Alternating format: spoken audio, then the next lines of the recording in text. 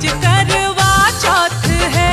गाओ गाओ सखी मंगल गीत के आज करवा चौथ है। वर मांगो अमर हो सुहाग, खुल जाए अपने भाग। कम होना पिया जी के प्रीत के आज करवा चौथ है। कम होना बलम जी की प्रीत के आज करवा चौथ है। गाओ गाओ सखी मंगल गीत के आज करवा चौथ है।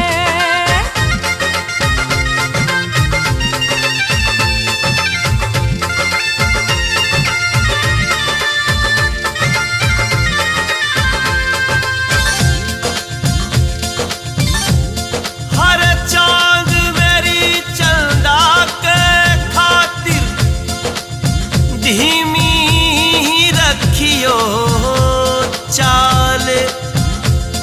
मेरा प्रीतम समझ सकेगा मेरे दिल के हाल।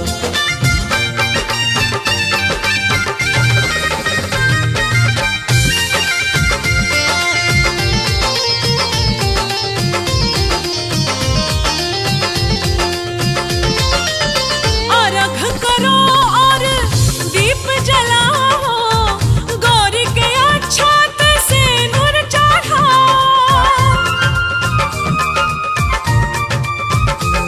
हो अर्घ करो और दीप जलाओ, गौरी के अक्षत से नूर चढ़ाओ। दही बतासा के भोग लगाओ, कहीं शुभ